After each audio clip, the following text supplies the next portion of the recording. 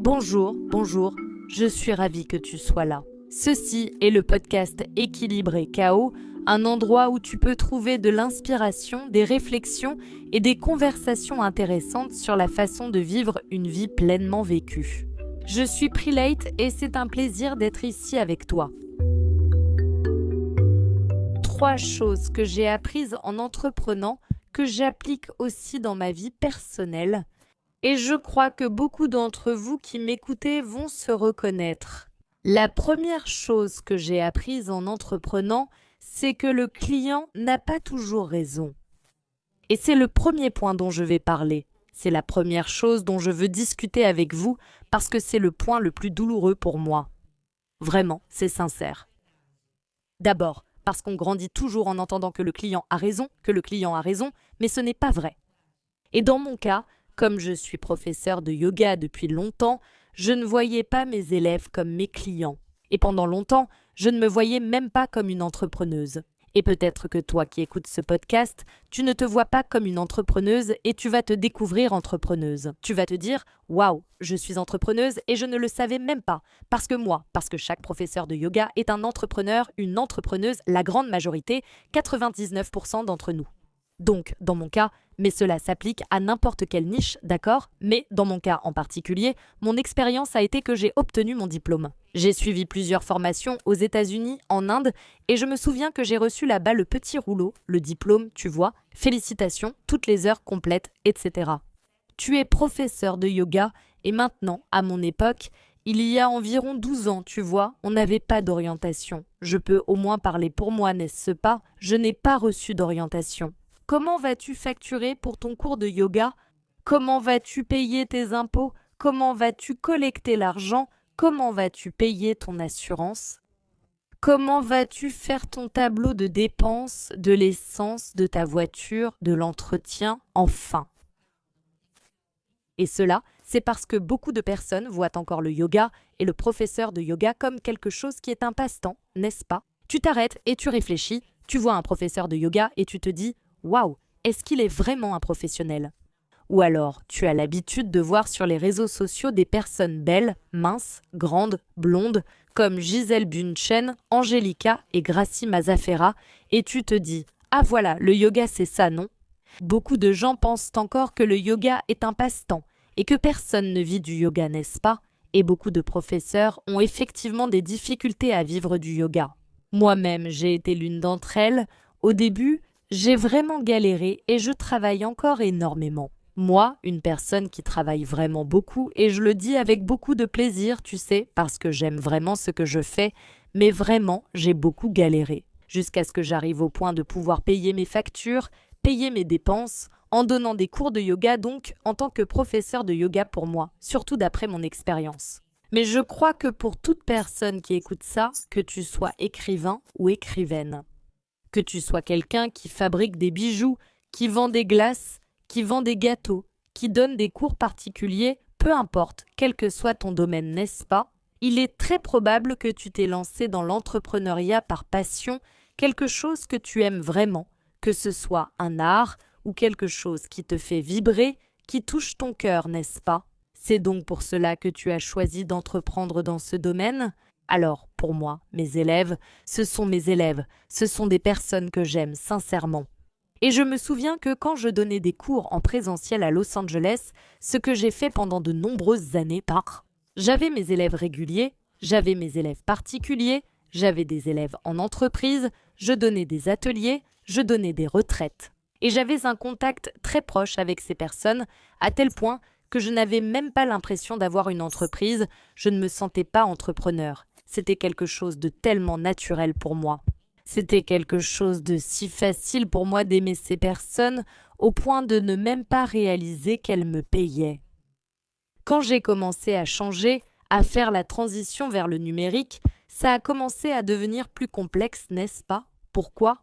Parce qu'en présentiel, le coût était mon investissement dans mon éducation, mes vêtements, car j'avais besoin de vêtements de yoga pour donner des cours de yoga. Ma voiture, n'est-ce pas, dont j'avais besoin pour aller d'un endroit à l'autre, l'essence, mon assurance, et c'était essentiellement ça. Ce n'était pas grand-chose, c'était facile à gérer pour moi, dans ma tête, je pouvais faire les comptes. Quand j'ai fait la transition vers le numérique et que j'ai dit non, on va vraiment investir dans le numérique, qu'est-ce qui s'est passé? On a apporté tout un équipement technique que le numérique exige. Qu'est-ce que c'est? Une personne pour gérer la caméra ou deux, une personne pour monter, pour faire le téléchargement. Quand on a lancé la plateforme, il y avait une équipe de programmation pour lancer la plateforme, puis quand on a lancé l'application, pour la créer, pour faire la maintenance, pour développer l'application, le marketing. Et ce qui me concerne, c'est le service client, le service aux consommateurs, le service aux élèves. Donc, en fait, beaucoup de choses ont changé pour moi. En tant qu'entrepreneuse, pendant mes années là-bas, en donnant des cours de yoga en présentiel à Los Angeles, à mesure que Yogaco grandissait. Et cela fait vraiment partie des douleurs de la croissance, et c'est une douleur très forte pour moi. C'est pour ça que je parle du fait que le client n'a pas toujours raison. Non, non, non, non. Et c'est quelque chose que je me répète à moi-même. Tu sais pourquoi ma marque? Elle a été créée sur la base de ce sentiment d'empathie et d'amour. Pour moi, c'est beaucoup plus facile, infiniment plus facile de m'agenouiller et de dire Amen à mes élèves et à mes clients. Tu comprends? Ah, tu as raison, Amen, c'est gratuit. Laisse-moi en profiter et te faire un virement. Laisse-moi te payer, tu comprends?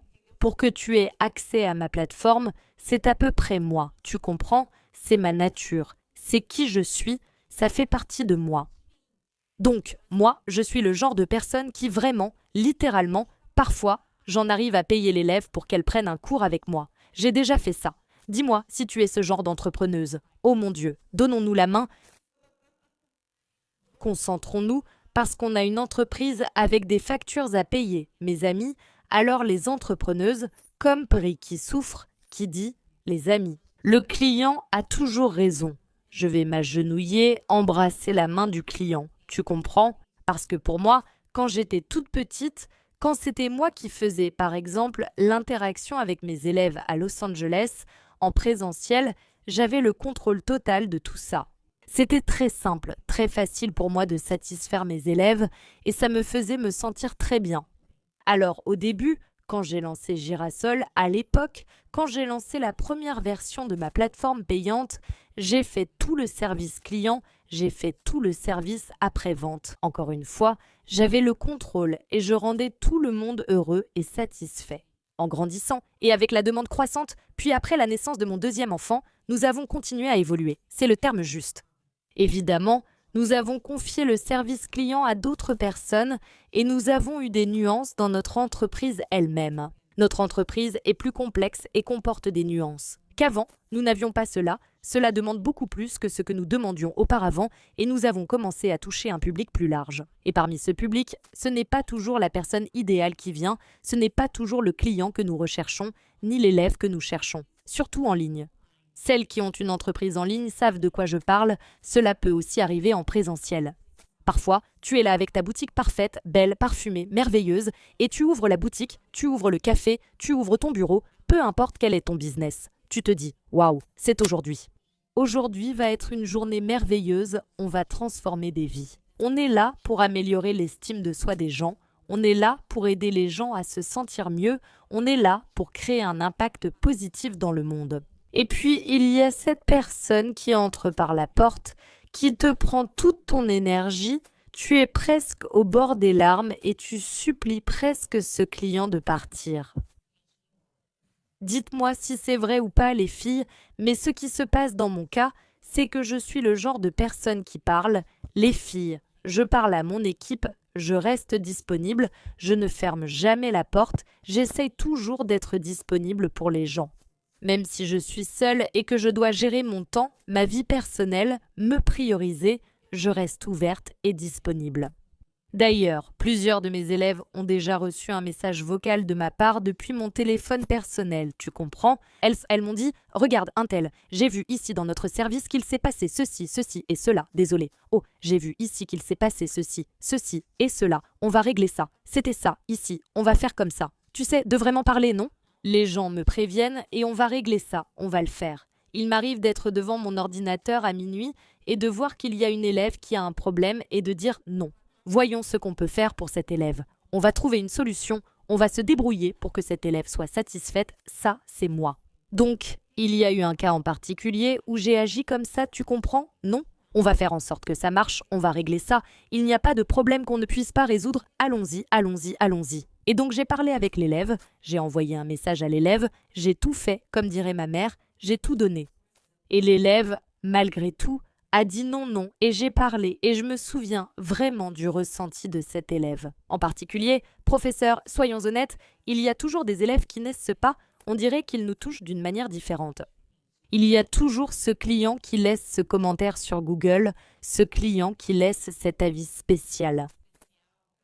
Vous savez, parfois je me demande qui est cette personne qui a regardé une vidéo sur YouTube. Moi, je regardais toujours les vidéos sur YouTube et il y avait toujours des pouces en l'air, des pouces en l'air, des pouces en l'air, des pouces en l'air, des pouces en l'air. Il y avait aussi la première personne à mettre un pouce vers le bas à l'époque où cela existait. Pour le pouce vers le bas, je me demandais toujours qui est cette première personne qui voit tout le monde mettre un pouce en l'air et elle se dit « Non, je vais être la première à mettre un pouce vers le bas ». Je me suis souvent demandé qui était cette personne, car ce n'était pas moi. J'ai dit « Les gens, on n'y peut rien, c'est comme ça, tu comprends ?» Pour moi, ce fut une grande leçon. Que le client n'a pas toujours raison et qu'il y a même des clients, dans mon cas des élèves, qu'on a le droit de renvoyer. Tu comprends? On te renvoie, ce n'est pas un endroit pour toi. Et ça, c'est quelque chose que j'ai appris avec l'entrepreneuriat, surtout au fur et à mesure que nous avons grandi et que nous continuons de grandir. De comprendre que vraiment, je ne vais pas réussir à plaire à tout le monde et c'est une douleur de la croissance pour moi, je ne vais pas réussir à plaire à tout le monde. Peu importe à quel point j'aime tout le monde, peu importe à quel point je me consacre à ce que j'ai à offrir, je n'arriverai jamais à plaire à tout le monde, je n'arriverai jamais à satisfaire tout le monde. Et le client n'aura pas toujours raison. Il y aura des moments où tu diras « D'accord, voici la limite » et tu ne la dépasses pas. Et tu peux choisir si tu veux être avec nous ou pas. Si tu ne veux pas de ça ici, alors c'est d'accord. La porte est ouverte, comme on dit, non? Mais c'est ça, les amis. Ici, la porte est ouverte. Pars en paix. Sois heureuse avec ton bien-aimé. Tu comprends? Ah oui, c'est ça. Ça a été un processus très difficile pour moi, mais j'ai beaucoup appris et c'est aussi la clé d'or pour moi. C'est par rapport aux sentiments des autres personnes.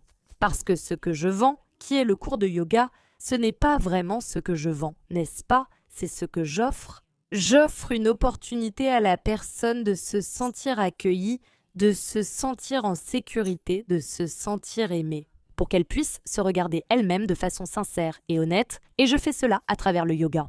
Donc pour moi, c'est très difficile quand on n'arrive pas à offrir cela, et parfois ça arrive, et c'est normal. C'est normal que parfois je déçoive une élève et qu'elle ne se sente pas accueillie, en sécurité et aimée.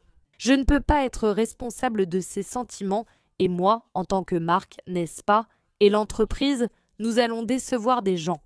Et une grande leçon pour moi, c'est que les gens sont adultes, ce sont leurs sentiments, et oui, ils ont la capacité de gérer leurs propres sentiments. Ça ne veut pas dire que je veuille provoquer un sentiment d'angoisse, de tristesse, de déception. Je ne veux causer ça à personne. Mais les limites, dans toute relation saine, ils sont nécessaires, n'est-ce pas?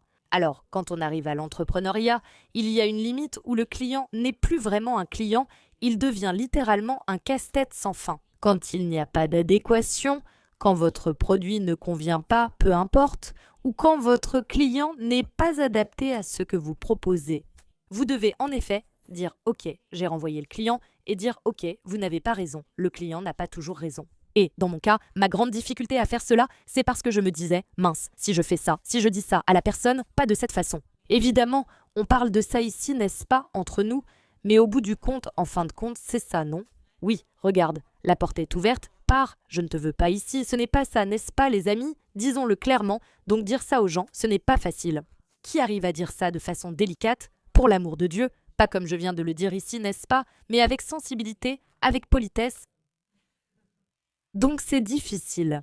J'ai du mal à faire ça, je travaille dessus, mais cela a été très bénéfique pour mon entreprise et aussi pour ma vie personnelle. Qu'il y a des choses que je ne veux pas faire, il y a des choses et il y a des personnes que je ne veux pas dans ma vie. Ah, la personne va être contrariée, ah mais la personne va être triste, oh mais moi je suis triste, oh je suis contrariée, oh quelle tristesse. Oh, tu me manques sur YouTube, c'est d'accord, tu es une personne adulte, tout comme moi. Et nous pouvons gérer nos propres sentiments et ainsi Faire confiance au fait que les adultes savent gérer leurs propres sentiments. Ils y arrivent toujours. Non, n'est-ce pas, les amis? S'il vous plaît, sérieusement. On voit encore des commentaires sur YouTube ou sur Instagram où on reçoit des évaluations où on se dit « Waouh, cette personne utilisait vraiment cette plateforme Internet pour faire un commentaire du genre « Waouh ». Elle gérait ses propres sentiments, donc les autres ne réussissent pas toujours à bien gérer les leurs. Je ne sais pas, mais ce n'est pas ton problème non plus. Tu comprends comment ton client, ton élève ou, je ne sais pas, ta mère, ton oncle, ton voisin va gérer et travailler ses propres sentiments. Ce n'est pas ton problème, as-tu compris quel est ce tien? Dans le cas de l'entrepreneuriat, c'est bien à toi d'offrir un travail de qualité, un travail sérieux, d'offrir ce que tu as dit que tu allais offrir, n'est-ce pas? Si tu vends un gâteau au chocolat, tu ne vas pas livrer un gâteau à la fraise, s'il te plaît. Non, et d'être honnête, toutes ces choses qui n'ont même pas besoin d'être dites, n'est-ce pas? Donc tu fais ta part, tu vas plus loin, tu as du cœur, tu as de l'empathie, tu es passionné par ce que tu fais, tu comprends? Et mince les amis, je fais cet épisode parce que c'est comme ça que je vois les choses, chez mes collègues, chez mes amis, dans l'entrepreneuriat, chez mes professeurs de yoga aussi, que, n'est-ce pas? Et aussi des personnes qui sont dans d'autres domaines, dans d'autres niches, dans d'autres milieux. On met beaucoup de nous-mêmes dans notre entreprise, dans notre entrepreneuriat, tu comprends? Parfois, on met vraiment beaucoup de ce que nous sommes. Dans la création de cette marque, de cette expérience, de ce produit, il y a un engagement très personnel. Quand tu crées quelque chose dans ce sens, donc, quand tu donnes un cours de yoga, tu ouvres ton cœur à tes élèves, d'une manière ou d'une autre, tu t'exposes à tes élèves. Quand tu crées une peinture, tu mets ton ressenti, ton art, ton histoire dans cette peinture. Quand tu vends une voiture, tu ne vends pas seulement une voiture, les amis, tu es en train de vendre ton charisme, ton histoire, ta présence, plein de choses qui t'appartiennent que personne d'autre n'a. Tu comprends ce truc d'arriver et de serrer la main à quelqu'un, ce serrage de main-là, tu comprends qu'une autre personne ne le fait pas, cette connexion qu'une autre personne ne crée pas, c'est très précieux, ça.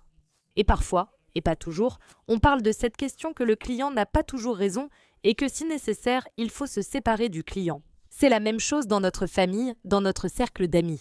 C'est venu pour moi surtout après la maternité et je crois que beaucoup de mères ici, beaucoup de pères vont se reconnaître là-dedans.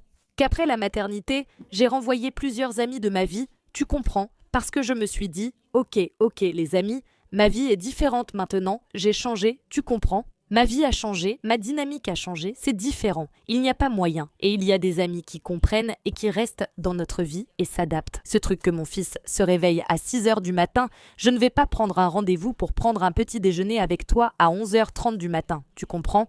Ça n'existe pas, les gens, surtout le week-end. Donc, ceux qui n'ont pas d'enfants, ayez aussi de l'empathie pour ceux qui en ont. À moins que tu dises, on ne va pas faire un truc juste entre filles, les filles, n'est-ce pas? On ne va pas sortir ce soir, on va sortir samedi soir. Mais, franchement, préviens un peu à l'avance parce qu'on a besoin de trouver quelqu'un pour venir s'occuper de notre enfant. Ou alors, il faut parler avec le mari ou avec la grand-mère, je ne sais pas, tu comprends? Ce n'est pas juste, ok, je veux sortir ce samedi soir, mais j'ai besoin d'un réseau de soutien pour pouvoir sortir seul, tu comprends? Et tous les amis, n'est-ce pas, ne comprennent pas ça. Alors, soyons honnêtes, dis la vérité, conscience. Alors, les gens, c'est vrai, on doit transporter mes amis là après la maternité, y compris ma meilleure amie. Donc, ça a été l'un des licenciements les plus douloureux que j'ai vécu, c'était ma meilleure amie de la fac. Comme les deux doigts de la main, vraiment, on était inséparables. Je me souviens exactement qu'on a eu une dispute et elle m'a dit « Pour moi, tu n'es plus la personne dont je me souviens que tu étais. » Et j'ai dit « Oui, je ne suis plus cette personne. J'ai changé. Bien sûr que j'ai changé. Moi, mon fils, je suis une autre personne et tu n'as pas besoin d'avoir un enfant pour changer, d'accord? Permets-toi de changer, peu importe. Permets-toi de te séparer des amis qui ne te servent plus, que tu aies un enfant ou non. Permets-toi de changer. Et parce que les personnes qui méritent d'être dans notre vie vont célébrer nos changements, nos transformations, nos apprentissages. Tout change dans le monde, les amis, tout se transforme. Seul ce qui est dans un musée reste figé. Moi, je ne suis pas au musée, je suis vivante. Tu comprends? Et je veux encore changer beaucoup plus. J'ai beaucoup de désirs, de visions pour la vie, je vous le dis, c'est vrai. Ce qui m'a amené au yoga, c'est mon désir de vivre pleinement et d'évoluer sans cesse. Mais, pour revenir à notre sujet de l'entrepreneuriat, après avoir renvoyé des clients et des amis, oui, nous avons renvoyé des clients et des amis parce que le client n'a pas toujours raison, le voisin n'a pas toujours raison non plus.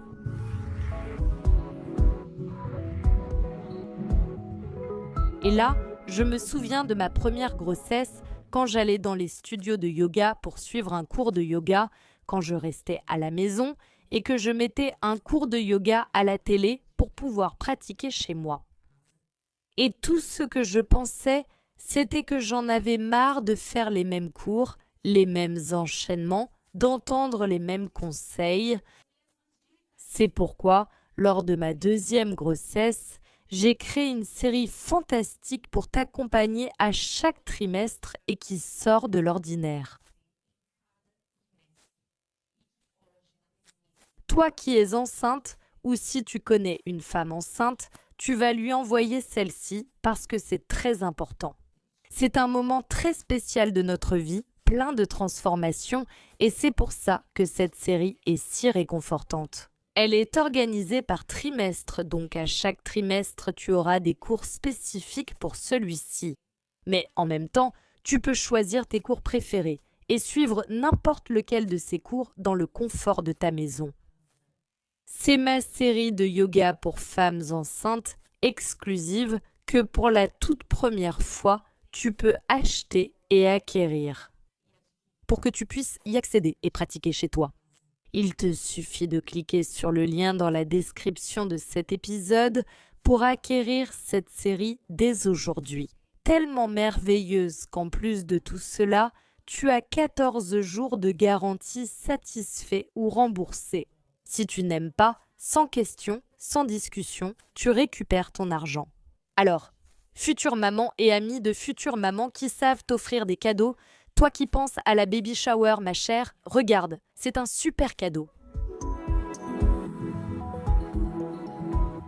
Et maintenant, le deuxième point, les amis, que j'ai appris en entreprenant, c'est le suivant. On commence à faire quelque chose. Très souvent, on commence une activité, on devient prof de yoga, on devient podcasteuse, on devient influenceuse, on devient je ne sais quoi d'autre, et on commence en tant que personne. On commence parce qu'on aime faire ça, tu comprends? J'aime donner des cours de yoga, j'adore le yoga. Les amis, j'aime vraiment. Et là, on se dit, ah, ça va être ça, les amis. Ma vie va être comme ça. Ça va être paix, amour, tranquillité, du yoga toute la journée. Oh, super. Je vais boire un jus vert le matin, faire ma salutation au soleil, puis j'aurai mes élèves. Tout sera merveilleux, tout le monde sera heureux, satisfait. À la fin de la journée, je vais boire une tisane à la camomille, je vais faire mon rituel du soir, je vais lire un livre. Non, ce n'est pas comme ça. Les gens qui a cru que c'était comme ça, ce n'est pas comme ça. Non, ce n'est pas, vous savez pourquoi? Parce que entreprendre, ce n'est pas seulement faire ce qu'on aime faire, ce qu'on adore faire. Mon mari et moi, on plaisante souvent, n'est-ce pas? Oh là là, pourquoi j'ai eu l'idée de faire ça? Parce que maintenant, je fais tout, sauf ce que j'aimais faire, n'est-ce pas? Aujourd'hui, par exemple, la partie de ma journée qui concerne le yoga, c'est à peine 2 heures de ma journée de travail. Avant, c'était beaucoup plus quand je faisais d'autres choses, n'est-ce pas? Mais aujourd'hui, comme je fais beaucoup plus de gestion, d'administration, de travail exécutif, c'est très peu et ça me rend très triste. Je ne dis pas ça avec joie, ce n'est pas quelque chose qui réjouit mon cœur. Et c'est même pour ça que j'en parle dans un podcast. Je sens que ce podcast est thérapeutique pour moi, c'est-à-dire que je partage ça avec vous, la deuxième chose que j'ai apprise. On devra toujours faire des choses qu'on n'aime pas pour pouvoir faire celles qu'on aime, tu comprends? Et entreprendre, c'est ça pour moi, non? J'ai découvert que j'ai dû faire beaucoup plus. Donc, beaucoup de choses que je n'aime pas faire pour pouvoir faire ce que j'aime, ce que j'adore. Et au fur et à mesure que j'ai remarqué sur la balance que le nombre de choses que je devais faire qui ne me passionnaient pas augmentait. J'ai décidé de créer une stratégie et j'ai vraiment envie de partager cette stratégie avec vous parce que je pense qu'elle est très valable dans votre vie, que vous soyez entrepreneur ou non. Même si par exemple, vous êtes dans un travail que vous détestez, si vous traversez une période de votre vie très inconfortable, très ennuyeuse, où vous en avez vraiment marre, vous voyez? Ou si vous entreprenez et traversez une période où vous gérez des tâches qui vous ennuient, comme moi avec les tableaux Excel et les chiffres, franchement, ce n'est pas la personne que je suis. Vous comprenez? Ce n'est pas vraiment mon truc, mais c'est nécessaire, c'est important. Ça fait partie du job, ça fait partie du boulot. Vous voyez? Ça fait partie du travail. Donc, par exemple, Aujourd'hui, j'ai passé plusieurs heures à regarder des tableaux, à analyser des données et tout ça, super ennuyeux à mon avis. Pour moi, n'est-ce pas? Il y a des gens qui adorent, il y a des gens qui aiment, c'est très bien, mais moi je n'aime pas. Et il y a plein d'autres choses que je n'aime pas non plus, beaucoup plus de choses que je n'aime pas que de choses que j'aime. Vous savez, d'ailleurs, plusieurs fois j'ai dit à mon mari « Ah mince, j'aurais dû engager quelqu'un ou avoir un partenaire, comme beaucoup de gens le font, un partenaire d'affaires. » C'est ce que j'ai dit. Priscilla, tu n'y arriveras jamais car tu veux tout contrôler, surtout quand tu auras un partenaire ou un investisseur. Cette personne cherchera à interférer dans ta manière d'enseigner et de communiquer avec tes élèves. Tu comprends, il y a des droits, non? Chaque cas et partenariat sont uniques, mais je parle ici de mon expérience générale. Donc, on est arrivé à la conclusion que ça gênerait plus que ça n'aiderait, alors j'ai dû accepter comme ça. Tu as compris cette partie du boulot que je n'aime pas trop, et tous les boulots ont ça, tous les jobs, tous les travails. Il y a toujours des choses qu'on n'a pas envie de faire, tu sais, les rapports, mon Dieu, qui a inventé les rapports? La paperasse, les gens, lire des contrats, relire des contrats. Oh là là, alors, quelle est la stratégie que j'ai adoptée? Eh bien, croyez-le ou non, un tout petit détail comme ça, qu'est-ce que j'ai remarqué? J'adore le yoga, alors j'avais ce truc qu'avant, comme je travaille principalement à la maison, je vivais en tenue de yoga, tu comprends? Je vivais en tenue de yoga, du matin au soir, c'était tenue de yoga, pyjama, tenue de yoga, pyjama, tenue de yoga, pyjama, tenue de yoga, pyjama le week-end, bikini et pyjama. Tu comprends, c'était comme ça.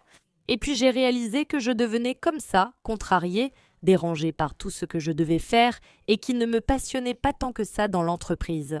J'ai réalisé que je faisais tout cela en tenue de yoga et je me suis dit « Non, attends une seconde, j'adore être sur le tapis de yoga, j'adore partager la pratique du yoga avec les gens, j'adore aider les gens à respirer, à bouger, à se sentir mieux. Je me sens infiniment mieux quand je suis sur mon tapis de yoga, je n'ai jamais regretté de pratiquer le yoga. C'est quelque chose de très précieux pour moi et je vais en prendre soin comme d'une chose très précieuse. Alors, est-ce que je vais faire autre chose ? Parfois, je sortais de la séance de yoga et j'allais directement à une réunion en tenue de yoga, ou alors je sortais du yoga et j'allais chercher mon fils à l'école. C'était comme ça. J'ai arrêté de faire ça et je travaille pour arrêter de faire ça. Parce que la pratique du yoga est quelque chose de tellement spécial pour moi que je me suis dit non, je vais garder toutes ces sensations, la sensation sensorielle de cette pratique, les vêtements, l'odeur, l'espace, le temps. Comme un bijou, parce que c'est vraiment un bijou et c'est le cœur de l'entreprise. Alors, toi qui aimes cuisiner et dont l'entreprise est liée à l'alimentation, toi qui fais des gâteaux, toi qui crée des bijoux, qui fais de la peinture, vraiment, toi qui partages cela, toi qui écris, quel que soit ton domaine, ton secteur, traite-le comme un bijou rare. C'est ton battement, c'est ta raison d'être, c'est le cœur et l'âme de ton entreprise, tu comprends? Donc, au quotidien, il est très facile de tout mélanger, tout devient un grand mélange, et parfois, il est important de compartimenter un peu, tu comprends, et de protéger, dans le sens de préserver. Alors, si tu es une artiste, protège ton moment, ta période de création. Si tu es une écrivaine, le moment que tu as pour écrire. Si tu crées du contenu, peu importe ce que tu fais, la partie de ton activité que tu aimes le plus, protège cette partie de ton entreprise que tu aimes le plus, rends-la vraiment spéciale. Dans mon cas, j'ai choisi de ne porter des vêtements de yoga que pour le yoga. Le chignon. Il n'y a pas moyen, je vis avec un chignon, les filles, mais je travaille là-dessus parce que j'adore mon chignon et j'essaye de le garder comme ça. Seulement pour les moments en famille et aussi pour les moments de yoga. Donc, si je dois faire quelque chose de très ennuyeux, comme je disais cet après-midi, quand j'ai travaillé sur les feuilles de calcul, je mets une tenue différente, je me coiffe différemment, tu comprends? Parce que je suis dans un autre moment. C'est une autre facette de Priscilla, qui est la facette où je travaille pour acquérir des connaissances, que je suis en dehors de ma zone de confort et c'est très bien. Et je vais travailler pour que cette zone qui est en dehors de ma zone de confort devienne plus confortable. Alors, comment puis-je rendre cette situation inconfortable qui fait partie du travail que je n'aime pas faire plus agréable? Comment puis-je jouer avec ça? Comment puis-je rendre la partie ennuyeuse plus agréable? Et comment puis-je préserver la partie que j'aime dans ce que je fais? Ça a du sens, donc j'espère que tu es entrepreneur. Et aussi les mamans, les filles, je ne peux pas ne pas parler des mamans. Je pense à mes enfants, 24 heures sur 24, je pense aussi à ça pour mes enfants, parce que je parle comme ça. Se brosser les dents, allons prendre une douche. Parfois, à la fin de la journée, Tout le monde est fatigué, personne ne veut prendre une douche, personne ne veut se brosser les dents, personne ne veut, je te veux, je te veux. Parfois, tu es tellement en mode automatique avec tout ce que tu dois faire que tu dis « Non, mon enfant doit se brosser les dents et prendre une douche. » Arrête de boire l'eau du bain. Ça va donner des microbes, c'est sale, ne mets pas cette chose sale dans ta bouche. Et parfois, on se dit « Non, attends, non, ce n'est pas la partie ennuyeuse d'être mère, ça peut, oui, devenir une partie sympa, tu comprends? Et comment on peut faire de ça un jeu? Comment on peut faire ça? Une partie ludique et une opportunité pour nous de nous connecter, de nous sentir plus proches, plus unis. Je me pose toujours cette question avec mes enfants. Je me demande toujours comment je peux transformer ça en jeu parce qu'ils sont encore tout petits, n'est-ce pas? Comment je peux faire de ça un jeu? Comment je peux rendre ça plus ludique? Au travail, je me demande toujours comment rendre cela plus agréable. Et j'espère que cela a du sens pour toi parce que c'est l'une des choses nées qui m'a le plus aidé à rester centrée, alignée et satisfaite. Tu vois? Je réfléchissais beaucoup à cette question de changement et de satisfaction. Je n'aime pas trop ce mot « succès », tu sais, et les gens me demandent souvent lors d'entretiens, etc.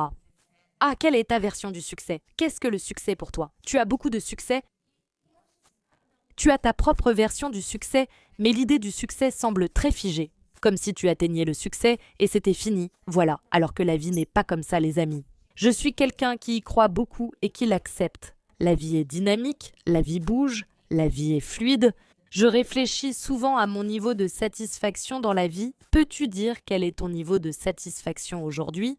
Comment peux-tu ajuster les angles, n'est-ce pas? Et enfin, la troisième chose que j'ai apprise qui a à voir avec ce que je pense être aussi très difficile pour nous, les entrepreneurs, c'est le recrutement. Et tu vas dire, non Péri, je suis toute seule, calme-toi. Peut-être qu'un jour, tu auras un moment où tu devras embaucher quelqu'un ou même que tu le feras toi-même. Ta professeure de yoga, c'est juste moi toute seule. Ah d'accord? Et alors, si tu as un client, un élève et que tu tombes malade, tu vas laisser cet élève sans rien? Ou tu dois avoir un ami, une amie ou une collègue professeur de yoga en qui tu as confiance, que tu connais et à qui tu peux téléphoner. Oh ma chère, j'ai mal au ventre, je ne peux pas donner cours à Cyclano. Puis-je lui dire que tu pourrais le remplacer pour qu'il ait quand même cours? Tu comprends. Tu as fait du mentorat de yoga avec moi? J'ai déjà proposé du mentorat aux professeurs, c'est l'une des choses que je leur dis. Ce n'est pas seulement les studios qui doivent avoir ça, ce n'est pas seulement les studios de yoga qui doivent avoir une liste de professeurs, des professeurs remplaçants. D'accord, personne n'est une île, on travaille avec d'autres personnes, donc peut-être que tu penses qu'autre chose que tu es là toute seule, mais non. On est constamment en train d'embaucher d'autres personnes, on est constamment en train d'embaucher, de gérer et de créer des relations. Et qu'est-ce que j'ai appris quand on parle de recrutement? Franchement, c'est quelque chose que je dois encore beaucoup apprendre. C'est chouette, non?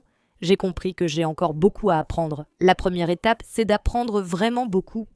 Mais parmi les choses que j'ai apprises et discutées avec mon mari, qui a déjà recruté beaucoup de monde, c'est un cadre supérieur, donc il a vraiment embauché et licencié beaucoup de gens.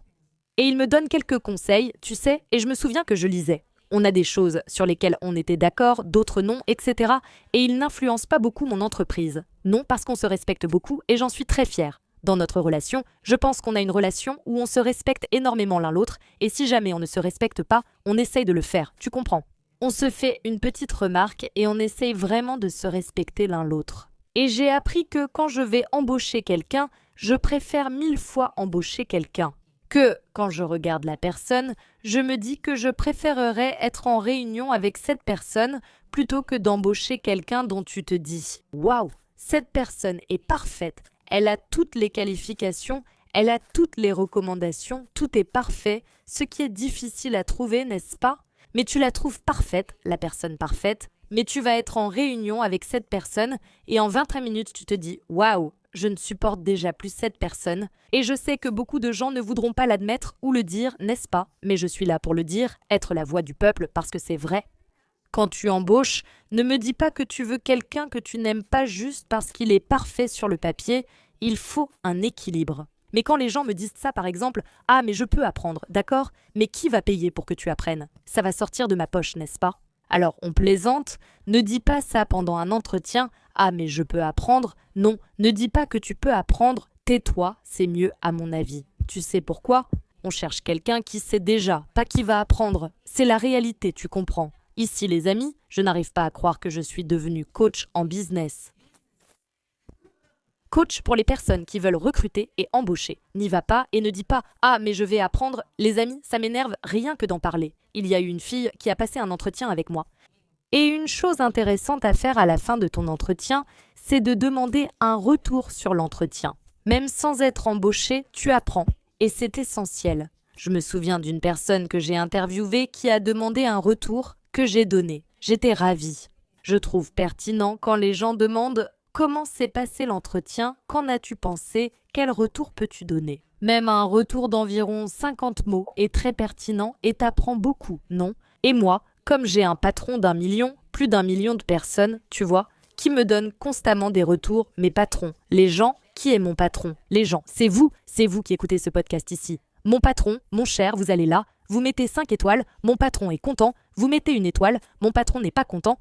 Tu comprends, tu m'embauches et me vires sans arrêt, partout, surtout sur les réseaux sociaux. Tu as partagé ça ici sur WhatsApp, d'accord, tu m'as embauché, tu as partagé le lien sur Instagram, tu as dit « j'ai écouté le podcast de Prix, j'ai aimé, tu m'as embauché, la personne n'a pas partagé, n'a pas aimé, n'a pas fini d'écouter, ne m'a pas embauché, tu comprends ?»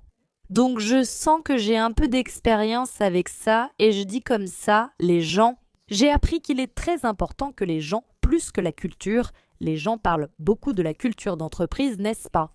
Et des personnes qui s'intègrent dans la culture et la mission de l'entreprise. Mais je crois vraiment qu'il est important que les gens s'apprécient et je sais que dans une très grande équipe, c'est impossible, n'est-ce pas? Comme dans une famille, dans ce sens, il n'est pas possible que tout le monde aime tout le monde, mais on doit ressentir une énergie de plaisir. J'aime beaucoup ce mot parce que très souvent, d'abord, arrête-toi et réfléchis combien de temps tu passes à travailler, combien de temps de ta journée tu passes à travailler. 8 heures, 6 heures, 10 heures, 12 heures, c'est une grande partie de ta journée que tu passes à travailler. Beaucoup de personnes passent plus de temps avec les gens du travail qu'avec leur propre famille, qu'avec leurs amis, qu'avec leurs enfants. Arrête-toi et réfléchis. Le travail est très important, les personnes avec qui on interagit dans notre environnement de travail sont très importantes. Et toi qui fais passer l'entretien, ou toi qui embauches, il faut qu'on prenne cela en considération pour que tu puisses réduire le stress. Parce que la grande majorité des gens le disent là, n'est-ce pas? Il existe plusieurs recherches et plusieurs études, et je pense que c'est aussi du bon sens, non? Ce qui apporte le plus de stress à la majorité des gens, c'est la question financière, c'est la question du travail. C'est là où tu passes le plus de ton temps, où tu consommes le plus de ton énergie, et le travail. Pour beaucoup de personnes, c'est une grande source de stress, une grande partie de stress. Et comment fais-tu avec ça? C'est moins stressant de travailler avec des personnes que tu veux, de travailler avec des personnes que tu as choisies. La capacité de ne pas toujours être d'accord ou de grandir ensemble, d'échanger des idées, mais d'apprécier la présence de cette personne, tu comprends? Tu ne seras pas toujours d'accord avec ton père, ta mère, ton mari ou ton ami, mais tu dois aimer être en présence de cette personne la plupart du temps. Alors, j'ai appris que lorsque je vais embaucher quelqu'un, quand je vais choisir un partenaire, peu importe, j'évalue combien de temps je vais passer à interagir avec cette personne. Est-ce que j'aurais vraiment envie de passer 4 heures de ma semaine, ce qui est plus de temps que je passe à coucher mes enfants? Sauf que Benjamin, maintenant, ne veut pas dormir et il met plus de temps qu'une personne, tu comprends. J'évalue ça et je me demande si cette personne, elle s'intègre avec les personnes que tu as déjà dans ton équipe. Tu les vois, par exemple, pas forcément sortir, aller dans des bars, tu sais, devenir les meilleurs amis, n'est-ce pas? C'est ça, ce n'est pas une question de feeling, tu comprends? Il faut que le courant passe et là vient cette question. La personne peut apprendre et toi, en bonne chef, tu peux enseigner. Mais ne dis pas ça en entretien, d'accord? Que vas-tu dire? Tu vas être authentique, tu vas être toi-même et la personne va le ressentir. Si tu es une personne autonome et que tu as cette autonomie, que tu veux cette autonomie et que tu as cette détermination, cette étincelle, ce petit quelque chose, c'est évident que tu vas apprendre. C'est évident que tu vas chercher, que tu vas te débrouiller, que tu vas aider et que tu vas communiquer. Tu comprends. Tu n'as pas besoin de dire « mais je vais apprendre, mais j'apprends, n'est-ce pas? Mais apprendre fait partie de qui je suis ». J'ai envie de faire que ça arrive et je vais le faire arriver en souriant, je vais le faire arriver avec envie, avec passion, avec plaisir, avec joie. Et on sera contente de se voir à la réunion. Tout à coup, c'est une réunion ennuyeuse, une réunion de tableau Excel, c'est chiant, tu vois, tout à coup. C'est une décision difficile à prendre qu'on ne souhaite pas faire. Licencier fait partie du travail, tu comprends, parmi d'autres décisions. Et au moins, je fais ça avec quelqu'un que j'apprécie, dont j'aime la compagnie, avec qui je me sens bien, tu vois. En portugais, bien sûr, vous savez que je parle comme ça, c'est « le courant est passé, tu as aimé ?» Il y a eu une alchimie, une bonne ambiance, dans le meilleur des sens. S'il vous plaît, ne déformez pas ce que j'ai dit, d'accord ? Ce truc de « il y a eu une alchimie », mais dans le sens le plus respectueux et affectueux possible. Dans le sens où ce sont des personnes qui ne vous prennent pas votre énergie. Tu comprends que, si ce n'est pas pour ajouter de l'énergie, au moins ça n'enlève pas la tienne et tu te sens bien avec ces personnes. J'ai compris qu'il est essentiel, lors de l'embauche, de voir si je me sens à l'aise avec la personne pendant l'entretien, puis j'évalue les autres aspects. À quel point il est facile de gérer cette personne, comment est la communication de cette personne. Quelles sont les caractéristiques, n'est-ce pas, spécifiques au travail en question, au partenariat en question ? Oui, pour que vous ayez une idée, l'un de mes partenaires que j'ai engagé, qui est l'une des plus grandes dépenses que nous avons aujourd'hui, Je n'ai pas engagé pour la compétence, j'ai engagé pour l'affinité. Et je me souviens que quand j'étais à l'époque de l'embauche, que c'était une embauche très importante, j'étais comme ça, n'est-ce pas ? En réfléchissant, en pesant le pour et le contre, et j'ai suivi cette méthode, c'était comme ça marche super bien, ma vie est moins stressante, c'est beaucoup plus facile de travailler, beaucoup plus facile d'obtenir des résultats, beaucoup plus facile de faire avancer les choses. Donc, au travail, soyez une personne sympa, et soyez une personne sympa dans votre vie autant que possible. Et même si vous devez dire au client qu'il n'a pas raison, vous pouvez le lui dire. Mais faites-le de manière sympa, vous comprenez ? Vous pouvez ouvrir la porte de la maison et dire que la porte d'entrée est faite pour servir. D'une manière sympa, d'une manière respectueuse, d'une manière affectueuse, tu comprends ? Tu peux poser des limites, tu peux dire clairement ce que tu veux, ce que tu ne veux pas, quels sont tes besoins, quels sont tes désirs, tes aspirations. Et ce qui ne va pas, ce qui va, ce qui colle, ce qui ne colle pas, ce avec quoi tu es d'accord, ce avec quoi tu n'es pas d'accord, de façon polie, n'est-ce pas ? Donc tu peux avoir des opinions fortes et, malgré tout, communiquer de manière calme. Et c'est très important, non seulement dans le milieu de l'entrepreneuriat, mais aussi dans notre vie en général, n'est-ce pas ? Dans notre vie personnelle. C'est pourquoi j'espère que ces 3 conseils, ces 3 choses que j'ai apprises, sur lesquelles j'ai le plus réfléchi et travaillé dans mon parcours entrepreneurial et que j'applique aussi dans ma vie personnelle, t'ont été utiles. S'il te plaît, engage-moi, partage-moi sur les réseaux sociaux. Ce n'est pas moi, les amis, c'est mon travail, d'accord ? C'est le travail ici du podcast. Partagez-le dans les groupes WhatsApp. Laissez un avis positif, c'est très important, ça compte beaucoup pour nous d'avoir un avis positif ici sur le podcast. Je sais que ça vous plaît, on va continuer à créer plus de contenu. Partagez aussi sur les réseaux sociaux, sur Instagram @yoga. Qu'avez-vous aimé ou non ? Donnez-moi un retour sur l'interview, ce qui a fonctionné, ce qui n'a pas marché et ce qu'on peut améliorer pour la semaine prochaine. C'est quelque chose qui me fait vraiment plaisir, qui me donne beaucoup d'envie et surtout, les amis, beaucoup de gratitude, je me sens immensément reconnaissante. Et malheureusement, il semble que ce mot « gratitude » ait fini par se perdre un peu, n'est-ce pas ? Sur les réseaux sociaux, j'ai vu beaucoup de gens faire des parodies et tout ça, mais sincèrement, les amis, dans le vrai sens du mot. Je ressens vraiment de la gratitude de pouvoir faire ce que je fais, de t'avoir de l'autre côté en train d'écouter mes podcasts, de suivre mes cours de yoga. Parce que sans toi, il n'y a vraiment aucune raison pour que je sois ici. Alors, merci beaucoup, du fond de mon cœur, comme toujours, de mon cœur au tien, et à la prochaine, bisous.